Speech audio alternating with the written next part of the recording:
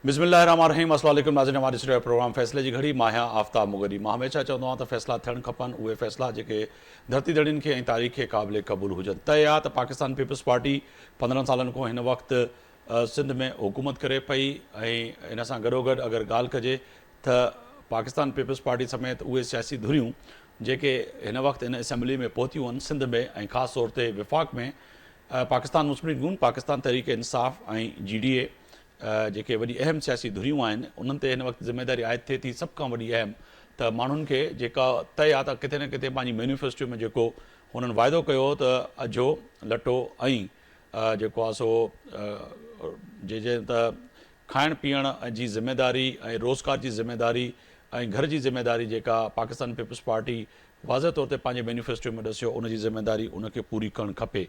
इन सां गॾोगॾु पाकिस्तान मुस्लिम लीग नून ऐं GDA ऐं पाकिस्तान तहरीक इंसाफ़ भी किथे न किथे पंहिंजे मैनिफेस्टो में बराह रास्त इहे ई नारा मुख़्तलिफ़ सियासी जलसनि में अवां जे ऐं असांजे साम्हूं इहे ई हया हा त असांखे अगरि ऐवान में पहुतासीं त मुल्क में इकनॉमी बहितर थींदी, मुल्क जा हालात बहितर थींदा। पर जंहिं वक़्तु हिन वक़्तु पाण ॻाल्हायूं पिया त सिंध में हिन वक़्तु बदमनी उरूज ते पहुतल आहे। सिंध पूरी जो पूरी हिन वक़्तु एहतजाज में वियल आहे। कराची खां कश्मीर ताईं, कश्मीर खां वरी केटी बंदर ताईं हिन वक़्तु अगवाए बराए तावान जो जेको सिलसिलो आहे उहो कश्मीर, कंदकोट, सखर, लाड़काणो, दादू खां निकिरी करे हाणे शहरनि ताईं पहुतो आहे। पर माण्हू इहो सोचनि पिया त कहिड़ी रीति राति जो या शाम जो या ॾींहं जो बि सिंध जे मुख़्तलिफ़ शहरनि में सफ़र कजे। अॼु बाज़ारूं वीरान नज़र अचनि पियूं। सखर, कश्मीर, कंदकोट, जेकमाबाद, शिकारपुर ऐं दादू, लाड़काणो, खैरपुर, इहे जेके असांजा शहर आहिनि इन्हनि जूं बाज़ारूं वीरान नज़र अचनि पियूं, छाकाणि त ईद मथां पहुची चुकी आहे। अॼु रमज़ान में ऐं ईद में बाक़ी 9 ॾींहं बचा आहिनि, उनजे बावजूदि जेको आहे सो हिन वक़्तु उहा ओड़ी रीति ख़रीदारी न पई थिए। इन जी वजह छा आहे?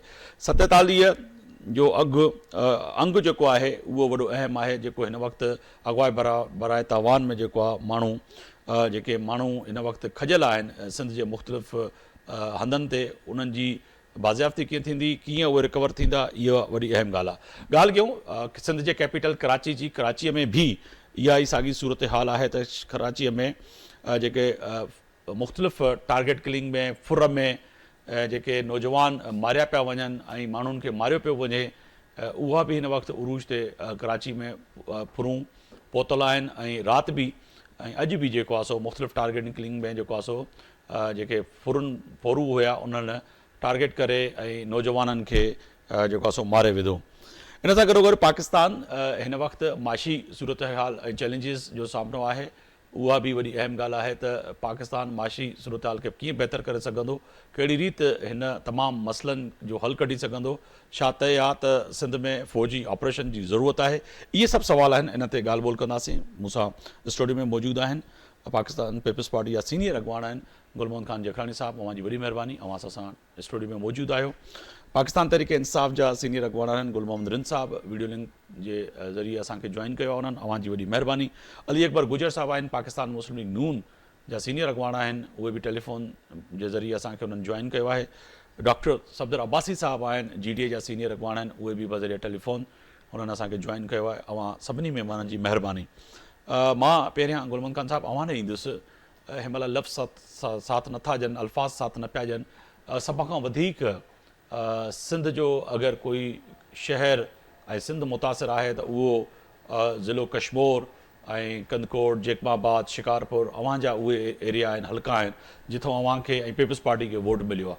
त सर कहिड़ी रीति हिन वक़्तु डिफेंड कंदो या चऊं त तव्हां ऐं तव्हांजी हुकूमत ऐं हिन वक़्तु इदारा जेके सिंध पुलिस आहे उहा नाकाम थी चुकी आहे?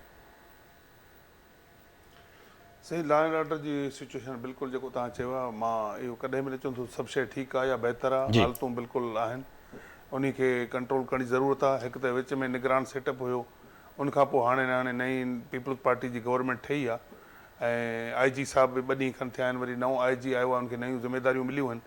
होम मिनिस्टर साहब खे बि अञा कुझु ॾींहं थिया आहिनि, ज़ाहिर आहे उनखे सम्झण में अञा मामलनि खे कुझु टाइम लॻंदो ऐं उहो पंहिंजो एफर्ट्स ऐं कोशिशूं वठनि थियूं। ज़ाहिर पीपल्स पार्टी लाइ वॾो चैलेंज आहे, छाकाणि पीपल्स पार्टी खे सिंध जे अवाम हर वक़्तु मैंडेट ॾिनो आहे। हाणे बि जेको आहे वॾा चैलेंजिस हुया ऐं जेके पीपल्स पार्टी जो मुखालिफ़ फोर्सिस हुआ उन्हनि वॾी तनक़ीद बि कई त 15 साल गवर्नमेंट रही पीपल्स पार्टी बकोले उन्हनि जे त को रिलीफ न मिलियो।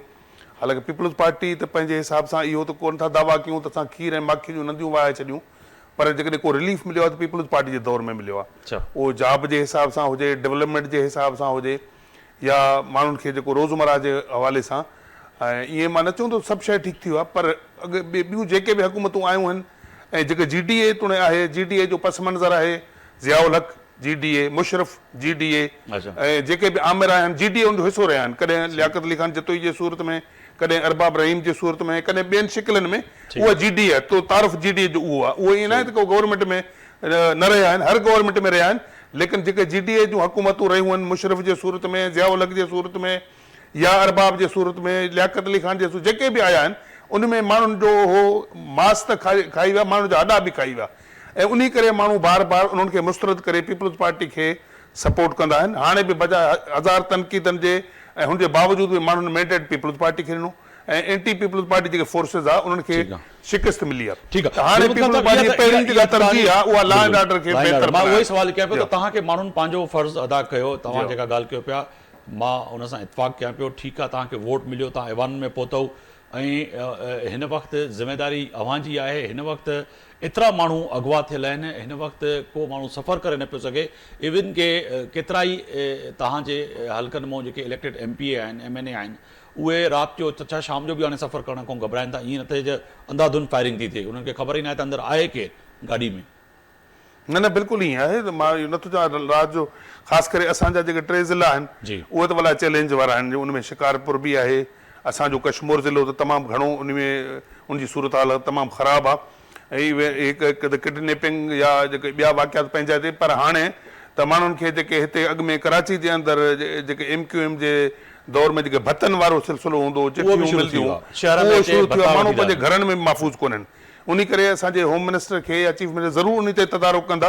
1-2 ज़िलनि जा त उहो चेंज थिया आहिनि। हाणे शिकारपुर में नओं SSP आयो आहे ऐं घोटकी में बि नओं SSP आयो आहे, ऐं असां वटि अञा साॻियो आहे बिरोही साहिबु आहे, उहो बि डिलीवर न करे सघियो आहे।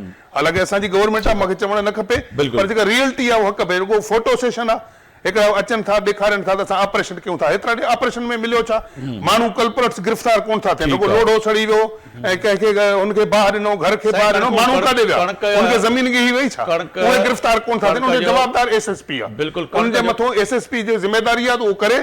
फोटो सेशन न खपे त हिकिड़ो पाण कलेक्शन कोफ खयो बीठो आहे, पोइ 10-15 पुलिस वारा गॾु ऑपरेशन हले थो। इहो ड्रामो आहे, ऑपरेशन न आहे।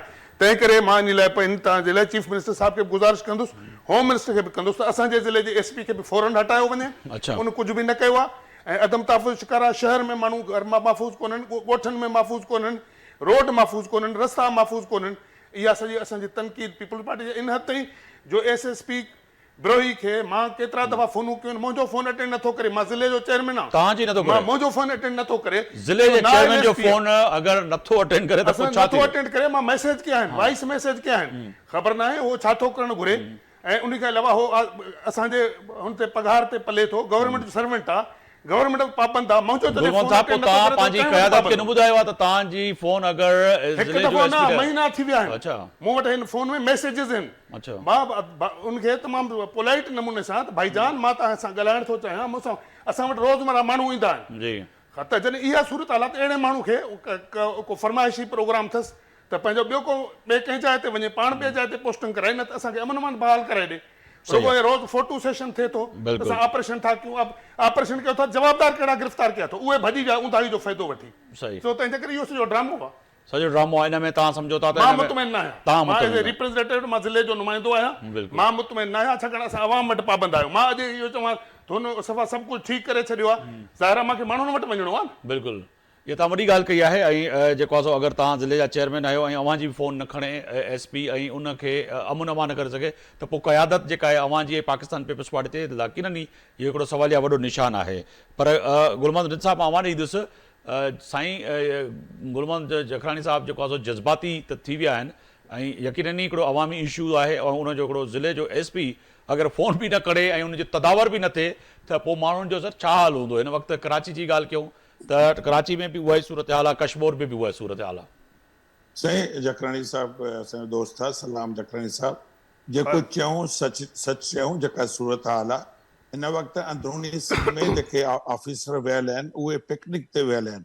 उहे अच्छा के सिंध जी आवाम खे का सहूलियत या सिक्योरिटी ॾियण लाइ कोन विया आहिनि।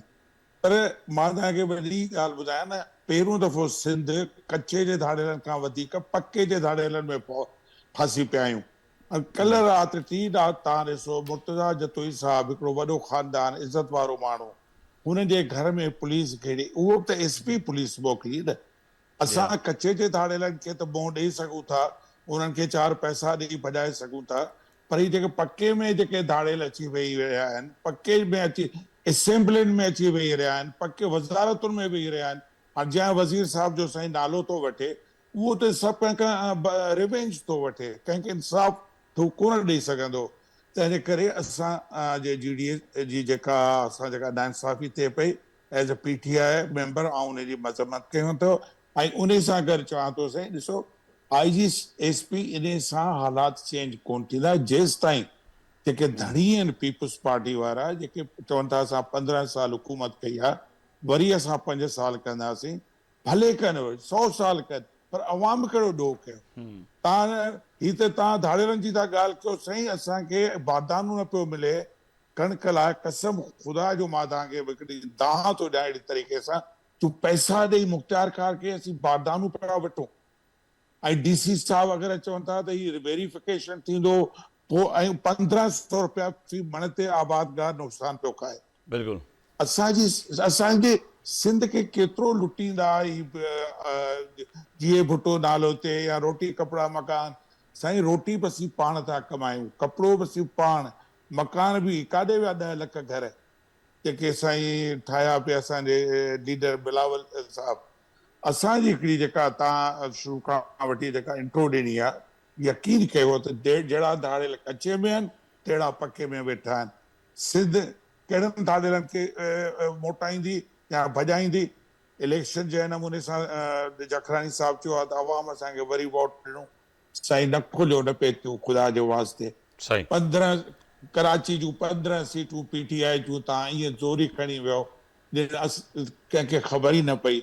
सर, कराची सिंध जी राजधानी आहे। कराची जी अगरि ॻाल्हि कयूं त फोरुन जी हथऊं जेको आहे सो हिनमहिल ताईं 47 खां वधीक माण्हू जेको आहे सो मारिजी विया आहिनि। हाणे कराची बि इन्हनि जे हवाले करे छॾी आहे, कश्मीर बि हिन जे हवाले, सिंध सॼी हिन धाड़ेलनि ऐं फोरुन जे हवाले, त पोइ थींदो छा? मां दादा उहो ई चवण थो चाहियां त हिननि को प्लान ई न ॾिनो आहे। हाणे जखरानी साहब जहिड़ो सीनियर पॉलिटिशियन, जी उहो चए त SP बदिली हुते थिए, DIG हुते थिए। साईं इहे अॻे इहो गुलाम नबी मेमण अॻे IG न हुयो छा? इहो अॻे बि IG रही चुको आहे, वरी साॻियो लाटू साॻिया चुग, SP बिरोही साहब कई ज़िला करे चुको आहे। ईअं हालात कोन थींदा। उते जीअं मिसाल जखरानी साहब जी शिकायत सही आहे, ही अवामी नुमाइंदा आहिनि, हिननि खे तव्हां आॾो आणियो, हिननि खे तव्हां माण्हुनि सां मिलायो त जीअं क्राइम घटि थिए। इकोनॉमी जेका तव्हां ॻाल्हि कयो पिया, इकोनॉमी सिंध जी रही किथे आहे? साईं 5000 लाइ पहिरियां त सिंधियाणी औरतूं लाइन में हुयूं, हाणे सिंधी मर्द लाइनुनि में बीठा आहिनि। छा बिल्कुलु ही क़ौम सुभाणे कंहिंसां ठीकु आहे, मुक़ाबिलो कंदी? सही ही आहे। कौम चवंदी गुलमन साहब, मैं अली अकबर गुजर साहब के भी शामिल किया प्रोग्राम में। गुजर साहब, बहुत शुक्रिया, आपने वक्त निकाला। गुल मोहम्मद रिंद साहब और गुल मोहम्मद जखरानी साहब ने दोनों ने इस बात पे तो इत्फाक किया है कि कम से कम कश्मीर की भी सूरत हाल वही है और कराची की भी सूरत हाल वही है। समझते हैं कि इस वक्त PMLN या आप इस वक्त वफाक में हुकूमत कर रहे हैं कि कराची के समेत जो है सिंध के मुख्तलिफ अजला में एक फ़ौजी ऑपरेशन की ज़रूरत है? बिस्मिल्लाहिर्रहमानिर्रहीम, बहुत शुक्रिया आफ्ताब आपका। जी देखें, ये हुकूमत की जिम्मेदारी होती है कि वो अपनी अवाम को उनकी जान की, माल की, इज्जत की हिफाजत करें। बाकी भी बहुत सारी कानून और आइन के मुताबिक इनकी जिम्मेदारियां होती हैं हुकूमत की, लेकिन सबसे पहले जो आता है वो सबसे पहले जान, माल और इज्जत की हिफाजत होती है। बिल्कुल। अगर कोई भी हुकूमत हो, रियासत में किसी की भी पार्टी की हुकूमत हो, जब वो हुकूमत बन जाती है तो वो पूरे सूबे की और पूरे मुल्क की हुकूमत होती है। तो वो ये जिम्मेदारी, सबसे पहली जिम्मेदारी बनती है सिंध में पीपल्स पार्टी की, लोगों की, CM की और उनकी टीम की, कि वो जहाँ जहाँ पे भी लॉ एंड ऑर्डर सिचुएशन खराब है, वहाँ पे कमजोर में है, कश्मीर कच्चे के डाकुओं ने जो उद्यम मचाया हुआ है, जो लोगों को इतनी बड़ी हमारी इंसल्ट इनके ऊपर सर कश्मीर, कंदकोट, सक्खर, चाहिए। घोटकी, खैरपुर, दादू, लाड़काना, तो ये वो जो जितने भी सीरियसली नाम में- लूं मैं, सब जगह सूरत हाल यही है। इसी तरह हाँ, हैदराबाद, फिर वही- कराची वही- की। जी जी, मैं वही अर्ज कर रहा हूँ कि ये जहाँ जहाँ पे भी ये परेशानी हो रही है उनका खात्मा होना चाहिए और गवर्नमेंट को चाहिए सूबे सिंध हुकूमत अगर उस पर कंट्रोल नहीं कर पा रही तो उनको वफाक से मदद लेनी चाहिए। यहाँ पे उनको फौज की जरूरत है, रेंजर की जरूरत है या किसी और इंटेलिजेंस एजेंसियों की मदद की जरूरत पड़ती है तो वो हमें उनकी मदद लेनी चाहिए। और अपनी कौम को, अपने अवाम को, जिन्होंने वोट दे के आपको अपने सरों पे बिठाया है, जिन्होंने आपको इलेक्ट किया है, उनकी अगर हम जान माल की इज्जत की हिफाजत नहीं कर सके तो फिर ये जो हक जो अवाम ने हमें दिया है वो हक जो है वो ठीक तरीके से फिर हम अदा नहीं कर रहे। मैं थोड़ा सा लफ्जों को थोड़ा सा सख्त नहीं इस्तेमाल करना चाह रहा, तो ये जिम्मेदारी पूरी करनी चाहिए, वो किसी भी सूरत में करनी चाहिए। अगर आप सर कैसे लोग होगी, अगवा कैसे हो- होगी? आप कह रहे हैं सूबाई हुकूमत की जिम्मेदारी है, जिलाई चेयरमैन हैं, पाकिस्तान पीपल्स पार्टी के सीनियर रहनुमा हैं और सीनियर सियासतदान हैं गुलमोहन जखरानी साहब। वो आज मुझे उनकी बातों से ये महसूस हुआ क्योंकि वो अवाम की नहीं जबान बोल रहे थे। नहीं मैं सॉरी आफ्ताब, मैं समझा नहीं। गुलमोहन जसरानी साहब जो है वहाँ डिस्ट्रिक्ट के चेयरमैन है वहाँ के पीपल्स पार्टी के। जी, कश्मीर हाँ, कश्मीर जिले के लेकिन सर। ये तो फिर और बड़ी सर बड़ी एक बात है ये। जिले के जो है चेयरमैन का एसएसपी फोन नहीं उठा था, नंबर 1। नंबर 2 बात जो उन्होंने बड़ी आज दुखी अंदाज में सिंध के अवाम के सामने रखी है बात कि इस वक्त लग ऐसे रहा है कि पूरा का पूरा सिस्टम जो है मफलूज है सिंध का। तो इसमें तो तय हो गया कि पाकिस्तान पीपल्स पार्टी या सिंध हुकूमत या ज़िया लंजार साहब जो वजीर दाखिला हैं या आईजी सिंध गुलाम नबी मेमन के आने से कोई फर्क नहीं हुआ। एक एसएसपी अगर रदोबदल जो गुल मोहम्मद रिंद साहब कह रहे थे कि एक को शिकारपुर और ये पिकनिक पे सिर्फ अदला बदली करते रहे कि भाई आप जो है सक्खर चले जाएं, आप शिकारपुर चले जाएं, आप दादू चले जाएं, और क्या होगा सर उससे? कोई हल तो नहीं। अभी तक कोई उतनी हलाकतें डाकुओं की वो उस तरह से कार्रवाइयां नहीं होती हुई नजर आ रही जितने कि वो रोडों पे लोगों को उठा के लेके जाते हैं। आफ्ताब, मैं ये बात आपको अर्ज करूंगा, देखें ये गुलमोहम्मद जसरानी साहब बड़े सारे हमारे पीढ़ी के जो सियासतदान है उन्होंने पूरी जिंदगी दी है अवाम के लिए, लोगों के साथ रहते खड़े होते हैं जी। और अगर एसएसपी या वो डीसी हो या कमिश्नर हो और यहाँ तक भी है कि सीएम को भी बात इनकी फौरन सुननी चाहिए। बात अगर नहीं सुनते तो ये बड़ा लंबा प्रक्रिया है और एसएसपी को एक सरकारी मुलाजिम होते हैं, इनका काम, जिनकी ड्यूटी है कि वो चीजों को परफॉर्म करें, लोगों के लिए बात सुने, पर चेयरमैन की बात इससे किसी ना सुनना ये बड़ी ज्यादती की बात है। बस इस बात को हमें तलका जो हमारे सीएम साहब हैं, जिम्मेदार हैं, बिलावल भुट्टो साहब, उनको भी नॉलेज में होनी चाहिए तो क्यों ऐसा हो रहा है। अगर अपने लोगों की बात नहीं सुनेंगे तो फिर चेयरमैन के अलावा बाकी जो वहाँ लोग रहते हैं, जो आम आवाम है, जो छोटे लोग हैं, जो यूसी लेवल के लोग होंगे, जो सिटी ठीक है। लेवल के लोग अच्छा, ये तो सर बात ये हो गई उनकी क्या हालत होगी? गुजर साहब, ये तो बात हो गई कश्मीर कंदकोट की। कराची की बात करें सर, कराची का सिंध का कैपिटल है। 47 से ज़्यादा बंदे जो हैं उन्होंने जो है स्नैचिंग करने वाले ने, मोबाइल छीन वालों ने सर मार दिए अभी तक। रात भी एक नौजवान को गुलस्तान जोहर चौरंगी पे जो है ना मोबाइल छीनने का, वो बेचारा एक काम करता था प्राइवेट किसी कंपनी में, उसको मार दिया नौजवान। तो सर कहाँ जा रहा है ये हमारा शहर, हमारा सूबा, हमारा मुल्क? लेकिन ये तो सूरत हाल पहले से भी खराब है और मजीद खराब होती जा रही है। बेरोजगारी के मामला है, महंगाई की वजह है, तो बहुत सारे इसके पीछे जो हरकत हैं जिसको हुकूमत को एड्रेस करना चाहिए हम सबको मिलकर। अगर हम ये नहीं करेंगे तो फिर ये और ज्यादा चीजें बढ़ेंगी, खराबी की तरफ जाएंगी, क्योंकि लोग बेरोजगारी है, महंगाई के, लोगों को बिजली के बिलों की, गैस के बिलों की, सर फिर तो वो चुका, उसकी जिम्मेदारी अब तो पाकिस्तान तहरीक इंसाफ करी हमारे ऊपर तो नहीं है, वो आपके ऊपर है। आप यकीनन इत्तेहादी भी हैं कहीं ना कहीं। अब पंजाब में आपकी हुकूमत है, सिंध में पीपल्स पार्टी की है, बलूचिस्तान में पीपल्स पार्टी की है, तो अब तो आपको करना है ना सर ये महंगाई और सारा कुछ जो आपने जो वादे किए थे उस पर हल तो आपने करना है। हाँ, वो मैं यही कह रहा हूँ कि ये हमें हल करना है, इसके ऊपर हमें तवज्जो देनी चाहिए सबको मिलकर। और ये जो अभी अफरा तफरी का जो मामला चल रहे हैं, कभी तो इसको अगर जब तक सियासी हमारे जो मामला सीधे नहीं होंगे। ठीक है, हमारे साथ रहिएगा गुजर साहब, हमारे साथ रहिएगा। मैं गुलमोहम्मद रिंद साहब की तरफ जाऊंगा। गुलमोहम्मद रिंद साहब, चवन पिया गुजर साहब ते इहो असांजी ज़िम्मेदारी आहे, पर हाणे मूंखे अॼु केतिरा ई मुंहिंजे ग्रुप में मैसेजिस आयल आहिनि जंहिंमें मुख़्तलिफ़ शहरी ऐं माण्हू हथ ॿधी दुआऊं था कनि ऐं पिटनि था, मातम था कनि त अलाह जे वास्ते भले असांखे मानी न ॾियो, पाणी न ॾियो, या त असांजे मथां हिकिड़ो न्यूक्लियर बम किराए असांखे ख़तमु करे छॾियो। रोज़ानो जो असांजा कुंदर कुसजंदा, असांजा पुट, असांजा बच्चा जीअं हुन ॿार वञनि था महसूसु थो थिए अलाह न करे त को फोरूअ जे हथु कराची में मारियो वञे। कश्मीर कंदगोट में इहो महसूसु थियूं कनि माऊं ऐं भेनरूं ऐं उनजा पोयर, ईअं त न थिए त अलाह करे वापसि घर अची वञे।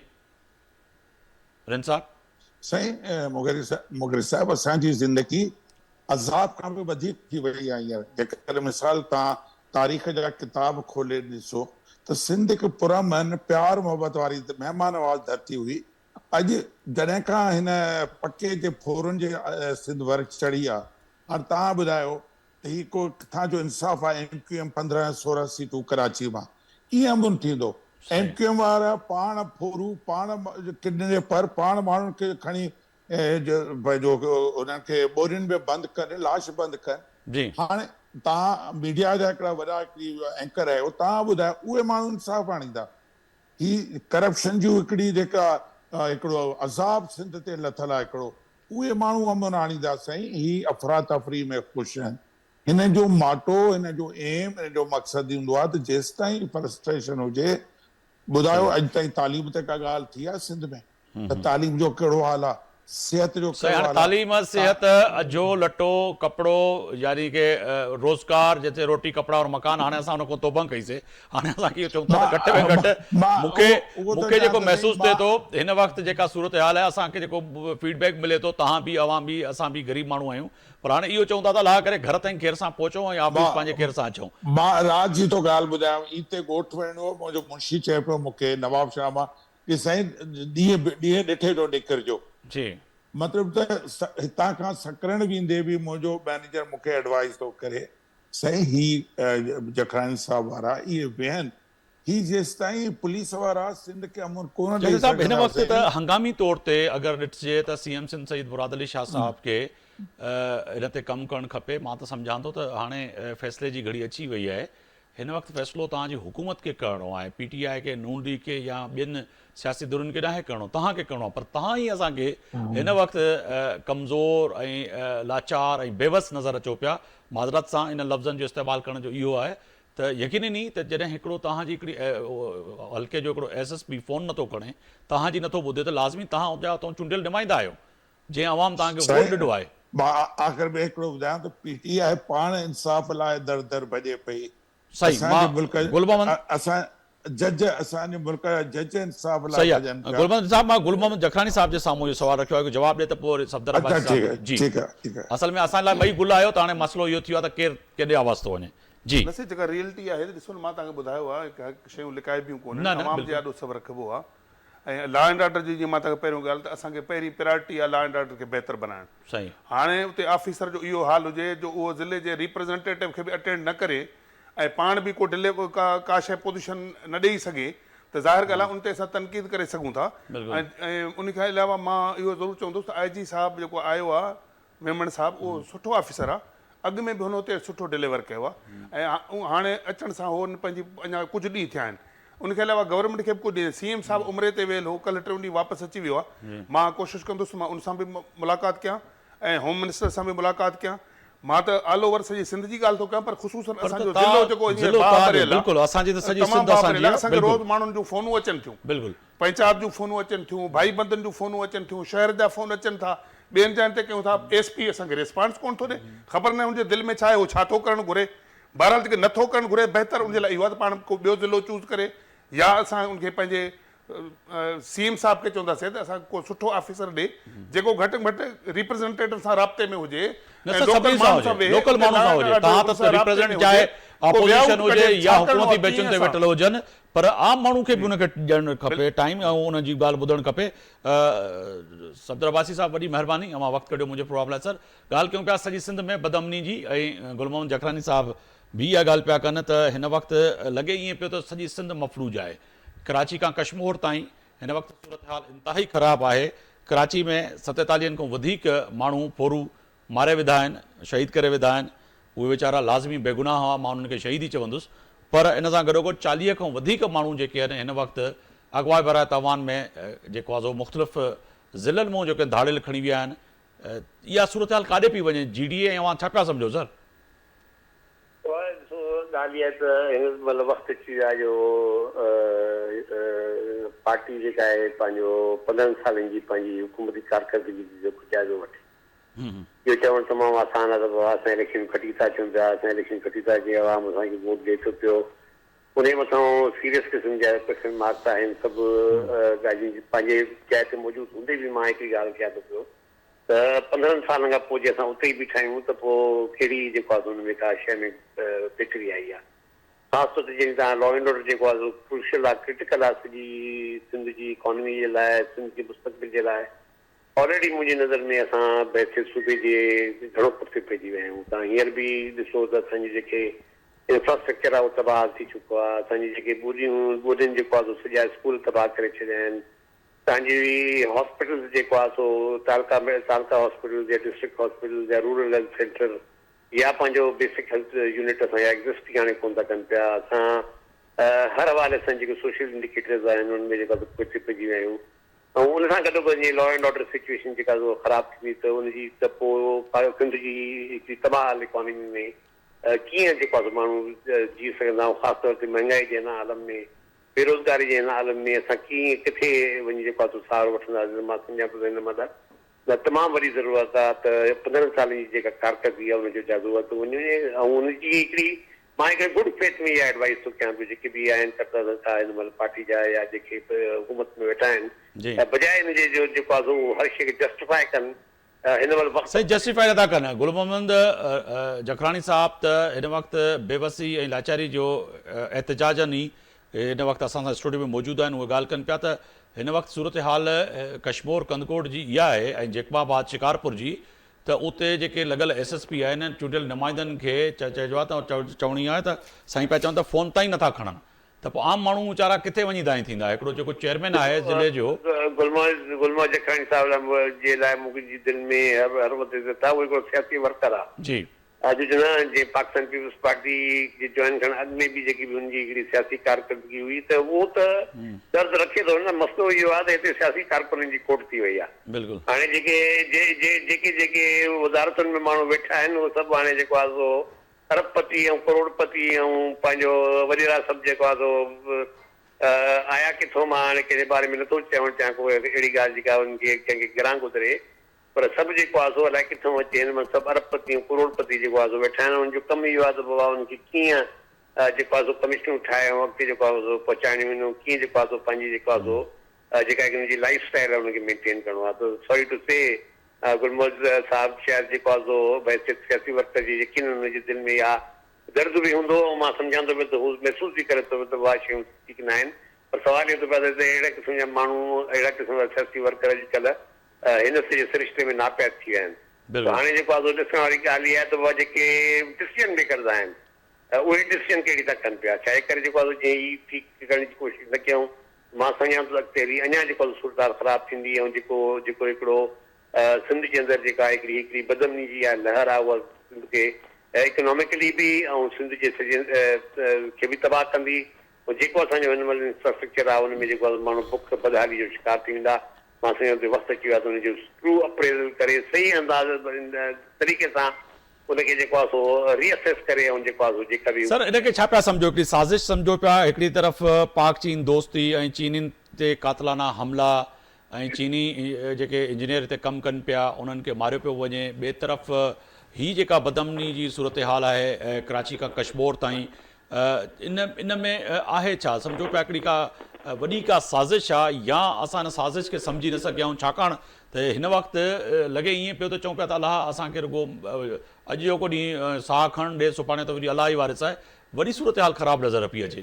न बिल्कुलु हिन में जेको आहे कोई शक कोन्हे को यकीन का साज़िश खे बि असां जेको आहे कोन था यानी रद्द करे सघूं। ख़ासि तौर ते जेको कुझु हिन सीपैक जे हवाले सां चीनी जेके इंजीनियर्स आहिनि चीनी जेके पंहिंजो रेजिडेंसीस अचनि था पिया मुख़्तलिफ़ कमनि जे लाइ जे हिसाब सां हुननि खे चूंडे हितां वियो त पूरे पाकिस्तान जी हिकिड़ी ॻाल्हि आहे न। उहा त रुॻो सिंध में महदूद न आहे। उहा पाकिस्तान में केपी में हाणे जेको ताज़ो दासू हाइड्रो पावर प्रोजेक्ट जेको हाणे थियो पिशाम में बिल्कुलु या हुनजे अलावा जेके जवादर में जेके वाक़िया थिया आहिनि या तुर्बत में वाक़िया थियो आहे या जेको आहे ॿियनि हंधनि ते जेके थी रहियो आहे उहो हिकिड़ो मां सम्झां थो त हिकिड़ी जेका जियो पॉलिटिक्स आहे पाकिस्तान जी उनमें यकीन हुनजे कम पर सवाल ई थो पैदा थिए त इन ते लॉ एनफोर्समेंट एजेंसीज़ मौजूद आहिनि न, उन्हनि खे केरु थो कंट्रोल करे, केरु थो उन्हनि खे हिदायतूं ॾिए, केरु थो उनखे जेको आहे सो पंहिंजो हिन सॼे अमल में जेको आहे सो अॻिते हाणे जेको आहे सो मसइलो सोल्यूशन त ॻोल्हणी हुकूमतुनि खे, एडमिनिस्ट्रेशन खे, लॉ एनफोर्समेंट एजेंसीज़ खे, कि उहे जेको आहे सो सोल्यूशन पंहिंजो नथियूं ॻोल्हे सघनि, ऐं जेको आहे सो हथ ते हथ जेको आहे रखी वेही था रहनि पिया, त अल्टीमेटली जेको आहे उनजी कहिड़ो नतीजो थींदो मां सम्झां थो त इन अमल में जेको आहे सो हिन अमल तमामु जेको आहे सो ज़रूरी आहे, त न सिर्फ़ु मां चवंदुसि गवर्नमेंट बल्कि फेडरल गवर्नमेंट बि पंहिंजी रीअप्रेज़ल करे त बाबा उनखे कहिड़े नमूने जेको आहे सो हाणे पंहिंजी मर्ज़ी जी हुकूमतूं ठाहे विया आहिनि, जिन खे जेके ठाहिणियूं पंहिंजी मर्ज़ी जी हुकूमत अथनि, पर हाणे डिलीवरी जो मामिलो आहे न, ऐं हाणे असां डिलीवरी जे उन स्टेज ते पहुची चुका आहियूं जिते का चुक का भुल चुक जेको आहे उनजी गुंजाइश ई कोन्हे। ठीकु आहे अब्बास साहब, अवां असां सां लाइन ते आहियो, मां गुजर साहब के जेको आहे सो लॉ एंड ऑर्डर हवाले सां बि। ठीक है, मैं गुजर साहब के शामिल किया। गुजर साहब, एक तो अब्बास साहब कह रहे हैं कि हालात बहुत खराब हैं, लग रहा है कि ये 90s से भी बदतर हालात हैं, क्योंकि 90s का जो ऑपरेशन था वो भी पाकिस्तान मुस्लिम लीग नून ने और PMLN ने किया था, 92 का गालबन जो सिंध में मुख्तलिफ जगहों पे ऑपरेशन हुआ, तो अभी भी आप विफाक में समझती है कि सिंध में अब ऑपरेशन की जरूरत है? देखिए मोहरी साहब, ये हुकूमत सिंध की जिम्मेदारी तो बनती है, अगर सिंध हुकूमत के मामला को नहीं संभाल पा रही, चीजों को नहीं देख रही, तो देखिए फिर हमें तो ये लाजी बात है कि इस पे एक्शन लेना पड़ेगा वफाक को। अगर यही सूरत हाल ज्यादा दिन अभी बढ़ती रहेगी तो लोग कहाँ जाएंगे, लोगों को पूछने वाला कौन होगा? तो फिर हमें वफाकी हुकूमत को इसके ऊपर कोई ना कोई स्टैंड लेना पड़ेगा और देखना पड़ेगा कि भाई इसको कैसे कंट्रोल किया जाए। ठीक है, आपको पता है कि पहले कराची की सूरत हाल किस तरह से कितने हालात खराब रहे, कराची में रोजाना की बुनियाद पे कितना बोरी बंद लाशें और यहाँ पे पत्थरों भारत होती थी, पता था हड़तालों वाले लोग थे, क्या क्या होता था, पूरे शहर यरकमाल तक, फिर सिंध जो था पूरा सिंध जो था वहाँ पे भी डाकू राज रहा है हमेशा। लोग गाड़ियाँ कराची से निकलते थे तो पूरा कांडवाई बन के जाता था, फिर वो आगे पीछे गाड़ियाँ सर वो खत्म हो गया था, फिर अब दोबारा शुरू हो गया है। अब आप पंजाब से जो गाड़ी आ रही है, सिंध के मुख्तलिफ अजला से जो गाड़ियाँ ट्रेवल कर रही हैं, वो भी कानवाई और रेंजर्स जो है इसी काम पे लगी हुई है कि रात को सारी गाड़ियाँ इकट्ठे करती हैं, और गुलमोहन साहब भी जाते हैं तो रेंजर्स वाले जो है ना वहाँ पे खड़े होते हैं, सबको जो है ना इकट्ठे लेके जाते हैं। नहीं, फिर हमें इस पे इंशाल्लाह हम कोशिश करेंगे कि चीजों को भी बात करते हैं, ऊपर सबसे प्राइम मिनिस्टर साहब से भी बात करते हैं और चीफ साहब से भी रब्ता करके वो कहते हैं कि चीजों को आवाम को रिलीफ दें। आपको हुकूमत है, अगर आप हुकूमत के लोग ये तो आवाम को रिलीफ नहीं दे सकते तो फिर का जो हक जो है वो हुकूमत करने का उनके पास रहता नहीं है, जो कि सबसे पहली प्रायोरिटी इनकी होती है कि वो अपनी जान की ठीक है मुझे साहब, आपने दुरुस्त फरमाया कि इस वक्त वजीर आजम को और सिंध के CM को, वजीर दाखिला को, सिंध के वजीर दाखिला को, मोहसिन नकवी साहब को और ज़िया लंजार साहब को, सबको मिलकर बैठना पड़ेगा, तभी ये मसला हल हो सकता है, नहीं तो मसला जो है ना इस वक्त बहुत गंभीर होता हुआ नजर है। गुलमन साहब मावा नहीं रिन साहब समझो पिया त वाकई 90s वारे दौर खां बि बदतर हाल थी वियो आहे, 92 ऐं 90s खां वठी जेको इहो दौर गुज़रियो, जेको धाड़ेलनि जो उरूज हुयो ऐं उन खां पोइ फौजी ऑपरेशन थियो, ख़ासि तौर ते सिंध जे अंदरि शहर में ऐं ॿारड़ियुनि में, हाणे बि इहा ज़रूरत आहे इन ऑपरेशन जी? सही हालतूं त सिंध में कॾहिं ठीकु थियूं ई न आहिनि। पोयां 15 सालनि जी बि तव्हां रिकॉर्ड ॾिसंदो त हालतूं कोन सही थियूं आहिनि, पर पोइ ही ख़ुशनसीब पार्टी आहे कंहिं न कंहिं बहाने पाण खे जस्टिफाई करे थी। ही 92 जी हालतुनि खां तमामु वर्स्ट आहिनि, बेहद ख़राब आहिनि, उन खां बि वधीक ख़राब आहिनि, वधीक ख़राब आहिनि। हिन वक़्तु तव्हां ॿी शइ बि त ॾिसो न सही, को माण्हू का शइ ख़रीदार कोन्हे मार्केट में। तव्हां फाइनेंशियल पोजीशन सिंध जी ॾिसो, अगरि मां का शइ खपाइण थो चाहियां त मार्केट में को बायर कोन्हे। तव्हांजी जेका एग्रीकल्चर सेक्टर टोटल ख़तमु थी वियो आहे। जीअं गुजर साहब हींअर चयो आहे त प्राइम मिनिस्टर खे, सही प्राइम मिनिस्टर छा कंदो? प्राइम मिनिस्टर हिकिड़ी मीटिंग करे सभिनि खे चवंदो हलिया वञो, प्रॉपर हिते आर्मी ऑपरेशन खपे, सिंध में आर्मी ऑपरेशन खपे, प्रॉपर इन्हनि धाड़ेलनि खे वंस फॉर ऑल ख़तमु करे छॾिजे, ऐं नोटेबल जेके आहिनि सिंध जा उन्हनि खे आॾो आणिजे अहिड़ी तरीक़े सां। बाक़ी रही त इलेक्शन जा, जीअं मिसाल सफदर अब्बासी साहब असांजो वॾो भाउ दोस्त आहे, क्योंकि इलेक्शन जा 2 महीना एक्टिव थी पोइ सिंध मां हथ कढी वेही रहनि, इहो बि मुनासिब न आहे। ही प्रेशर GDA ऐं पीर पगारे साहब जी ॻाल्हि कयो पिया त 2 महीना एक्टिव थी, बिल्कुलु उहो चवां थो GDA प्रेशर रखे, पीर साहिब पगारो प्रेशर, हू सिंध जा सभु हिसेदार आहिनि। PTI खे जंहिं नमूने सां सिंध मां आउट कयो वियो, हाणे कल्ह तव्हां ज़ुल्म ॾिठोसीं असांजो 207 ते जेको कैंडिडेट फॉर्म पियो भराए उनखे सकरनि वटि पुलिस किडनैप करे वई। पहिरियां जो फॉर्म रिजेक्ट कयूं, पोइ हाई कोर्ट खां हुन वञी स्टे वरितो, वरी किडनैप थी वियो आहे त हीअं ते चवंदा असांखे का ख़बर न आहे। स्टेट इहे न हलंदी आहे, रियासत इहे कान हलंदी आहे। 1.5 करोड़ माण्हू वञे थो हिन रमज़ान में उमिरि ते। सऊदी हुकूमत स्टेट जी ज़िम्मेदारी आहे उन्हनि खे बिल्कुलु look स्टेट जी after ज़िम्मेदारी आहे। मां गुलमंद रिंद साहब, गुलमंद जखानी साहब ॾे ईंदुसि। सर स्टेट जी ज़िम्मेदारी आहे, रिंद साहब बि चवनि पिया, ऐं गुजर साहब बि इहा पिया ॻाल्हि कनि त प्राइम मिनिस्टर सां ॻाल्हि कजे। पर मां बि इहा ॻाल्हि कयमि त हिन वक़्तु 92 जहिड़ो 67 जहिड़ो ऑपरेशन सिंध खे ज़रूरत आहे, छाकाणि त तव्हां ग्रास रूट ते मौजूदु आहियो, तव्हां वटि मुख़्तलिफ़ माण्हू दाईंदा बि हूंदा। तव्हां मूंखे त ईअं पियो लॻे त जेके उहे अमड़ियूं आहिनि जिन जा बचा खॻेजियल आहिनि, उहे रोज़ु क़ुर खणी तव्हांजे दरनि ते मूंखे लॻे थो वेठियूं हूंदियूं, तव्हांजे ऑफिसुनि जे ॿाहिरां बीठियूं हूंदियूं। बिल्कुलु। ऐं इन क़ुर खे जहिड़ी रीति इस्लामी पॉइंट ऑफ व्यू में माशरे में ऐं असांजे सिंध जे माशरे में जॾहिं को औरत या माउ या ग़रीब अबोज क़ुर खणी कंहिं दर ते वञे थो, सम्झो त पोइ उन माण्हू लाइ हिन वक़्तु उनजी कैफ़ियत छा हूंदी। मां सम्झी सघां पियो जेका तव्हांजी हिन वक़्तु कैफ़ियत आहे। न न बिल्कुलु सही। मां अॻु में हिते कयो आहे। हाणे असांजे गवर्नमेंट जी पहिली ज़िम्मेदारी आहे इंशाल्लाह चीफ मिनिस्टर साहब सां बि मुलाक़ात थींदी, होम मिनिस्टर साहब सां बि मुलाक़ात थींदी, ऐं उन में ऑल ओवर जेको सो इहे वॾे ऑपरेशन जी ग्रैंड ऑपरेशन जी ज़रूरत आहे। उहे मां पुछणु पिया चाहियां त तव्हां सम्झो पिया त फौजी ऑपरेशन जी ज़रूरत आहे। ग्रैंड ऑपरेशन जी ज़रूरत आहे, उहा जंहिं बि लेवल ते, छाकाणि गनशिप हेलीकॉप्टरनि जी ज़रूरत आहे। जंहिं जाइ ते कचनि में वेठा आहिनि उन में ॿिन्ही पासनि खां दरिया आहिनि ऐं रस्ता कोन्हनि, उन में ईअं पुलिस वञे थी, एतिरा केतिरा ई वीचारा पुलिस वारा शहीद थी विया आहिनि, छाकाणि उहे अॻु में मोर्चाबंदि थियो वेठा आहिनि। उन में गनशिप हेलीकॉप्टर हुजनि, वॾे लेवल जी ऑपरेशन हुजे, उनखां पोइ असां ते कंट्रोल करे। बाक़ी हे जेको ड्रामो एसपी कनि था, असां ऑपरेशन कयूं था, इहो रुगो पंहिंजो ॾेखाव जे लाइ। 15 ॾींहंनि जो अगरि रियलिटी सां को फौजी ऑपरेशन ते 15 ॾींहंनि जो इहो ऐलान कयो वञे त कचे में जेके बि आबादियूं आहिनि उन्हनि खे ख़ाली करे कैंपिंग हिकिड़ी ठाहियो जिथे आबादी उहा वक़्ती तौर ते आबादी उन्हनि खे कयो। बाक़ी 15 ॾींहंनि खां पोइ जेके माण्हू नथा निकिरनि त उनजे ख़िलाफ़ हिकिड़ो वॾो जॉइंट ऑपरेशन हुजे। उन में जेके ॾोहारी अंदरि ज़रूरु ॿार त कोन निकिरंदा, उहे त हिकमत अमली ठाहे सुटकनि सां गॾु सावा बि न सड़नि। इनोसेंट जेके माण्हू आहिनि उन्हनि खे करण जे लाइ बिल्कुलु का हिकमत अमली ठाहे सघे थी, को टाइम फ्रेमवर्क ॾेई सघिजे थो त जीअं उहे ॿाहिरि निकिरी अचनि। अॻु में बि ईअं थियो आहे खोड़ दफ़ा। ऐं जीअं क्रिमिनल्स खे ॿाहिरि शहरनि ॾे अगरि ईंदा लिकण जे लाइ त उते बि हो अॼुकल्ह हे सॼो सिस्टम आहे जियो जो, त उन में हो अची वेंदा ऐं लॉ एंड ऑर्डर ते कंट्रोल करे सघिजे थो। इंशाल्लाह कुझु वक़्तु ताईं हींअर जेके हालतूं ख़राबु आहिनि कोशिशि कंदासीं त हिन वक़्तु तव्हांजे ज़िले में 18 खां वधीक माण्हू अॻुवा आहिनि सर?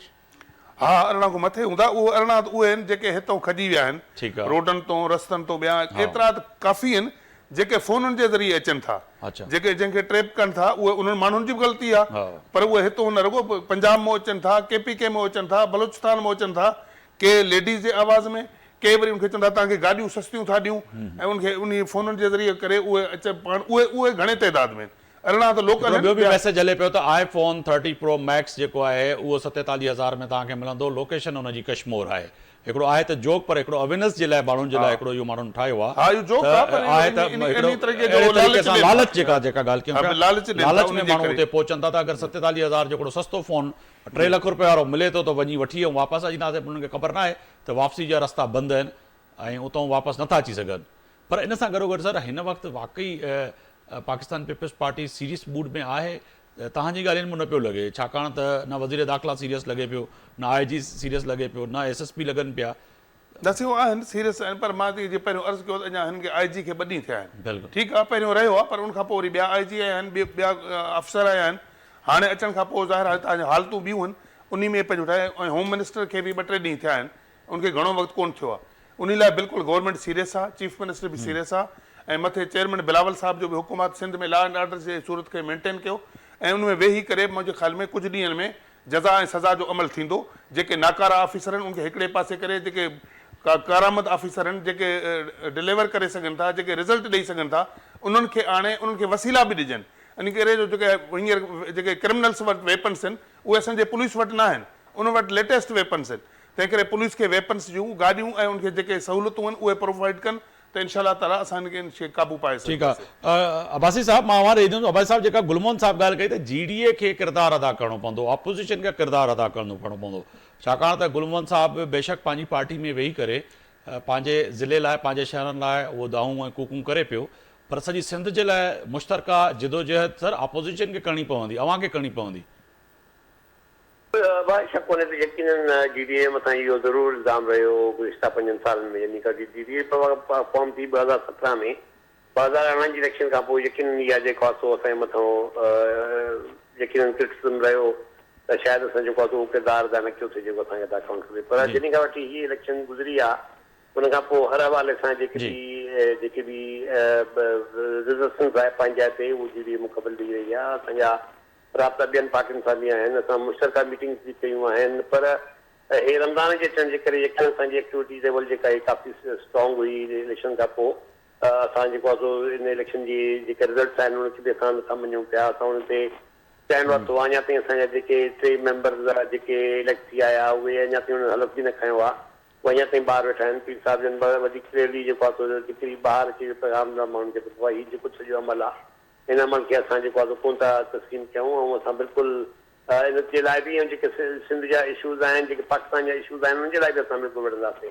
तव्हांखे इंशा ताला हिन दफ़े जेको आहे ज़ाहिर आहे सो रमज़ान जे करे जनरली जेको आहे हिकिड़ो पॉलिटिकल एक्टिविटी डाउन थी वियो। असां हिननि 3 जेके बाय इलेक्शन जी ॻाल्हि हले पई दीदी हुनजो बॉयकॉट कयो आहे। असां सम्झूं था पिया त जेके इलेक्शन असां ॾिठीसीं सॼे पाकिस्तान में पंहिंजो 2024 वारी उन खां पोइ कंहिं बाय इलेक्शन में हिसो वठण जो को जेको आहे तुक कोन ॾिठो। GDA त पहिरें खां वठी जेको आहे हुनजो बॉयकॉट जो ऐलान कयो, हाणे जेको आहे मौलाना साहिब बि हुन में शरीक थियो आहे। ऐं असांजी सभिनी पार्टियुनि सां जेके बि हिन महिल असां सम्झूं था त ऑपोज़िशन पार्टीज़ आहिनि, PTI आहे, जमात इस्लामी आहे, JUI आहे, असांजा सभिनी सां जेको आहे सो इंडिविजुअल लेवल ते जेको आहे सो सभिनी जी सां तालुकात आहिनि पंहिंजा ते। ऐं इनशाला जीअं ईद गुज़रंदी त जेके बि इशूज़ हूंदा उन इशूज़ ते असांजी कोशिशि हूंदी त सभु पार्टियूं सभु जेके ऑपोज़िशन आहिनि उहे मिली असां हिकिड़ी स्टैंड वठी ऐं असां जेको आहे सो जेको आवाम जा जेके मसइला आहिनि उहे असां खणी अचो अॻिते, ऐं जेको आहे उहे हुक्मरान जे साम्हूं बि जेको आहे उन्हनि जे मथां पूरी अचे।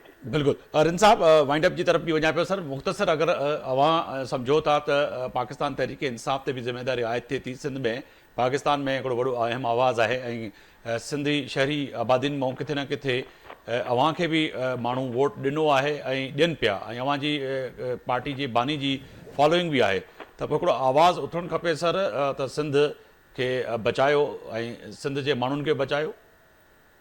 साईं मां चवां थो जेके दोस्त असां तव्हांजे ज़रिए हिक ॿिए सां ॻाल्हायूं पिया, असांखे पहिरियां त सिंध असां सभिनि जी आहे, सिंध पाकिस्तान असां सभिनि जो आहे। सियासी पार्टियूं हूंदियूं आहिनि मुल्क ठाहिण लाइ, मुल्क टोड़ण लाइ न, मुल्क खे विञाइण लाइ न। ही हिकिड़ी एॾी वाहिद पार्टी आहे जंहिंमें इहो नज़रियो कोन्हे त मुल्क खे ठाहिजे कीअं। PTI भले पंहिंजो KP में जेका असांजी हुकूमत आहे, असां खां उतां हिसाब तव्हां वठी था सघो त उते हालात छा आहिनि। ॿियनि पंजाब में हालतूं नून जे मुक़ाबले में सिंध खां बहितर आहिनि। हिननि खे असांजी ओनरशिप वठणी पवंदी। मां हिकिड़ी नंढड़ी ॻाल्हि कई तव्हां कटे छॾी, 1.5 करोड़ उमिरो वीज़ा इशू थिया आहिनि हिन रमज़ान में। सऊदी हुकूमत पंहिंजी ज़िम्मेदारी सम्झे थी उन्हनि खे लुक आफ्टर करणु। 1.5 करोड़ सिंध मां पाकिस्तान जी ॻाल्हि था कयो, सॼी दुनिया मां, सॼी दुनिया मां। अच्छा।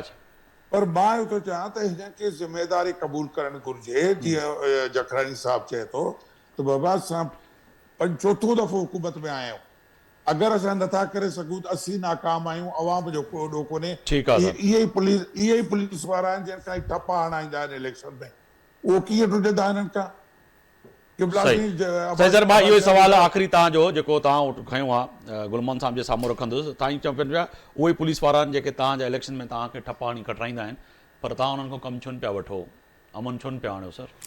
न इहो गुल मोहम्मद साहब लाइ मूंखे एतिरा मां, पर ईअं कोन्हे। सिंध में हमेशह पीपल्स पार्टी मैंडेट ॾिनो आहे, पीपल्स पार्टी खे मिलियो आवाम जे तरफ़ां। इन में पुलिस वारनि जी का कारकर्दगी कान्हे, उन में हर कंहिंजो इहा हिकिड़ी रियलिटी आहे। चवणु GDA जूं त पहिरियों ॻाल्हि त एतिरा उमेदवार ई कोन आहे जेको क्लेम कनि त हुकूमत टोटल हुनजे सॼे सिंध मां जेको 30 या 35 उमेदवार आहे। ठीकु आहे, उन करे उहो त हुकूमत ठाहिण जे पोज़ीशन में ई न आहे, ऐं जिथे जिथे बीठा आहिनि उनखे अवाम मुस्तरद करे छॾियो आहे। बहरहाल तंहिंजे बावजूदि मां इहो क़बूल कयां थो त हिन असांजे लाइ चैलेंज आहे।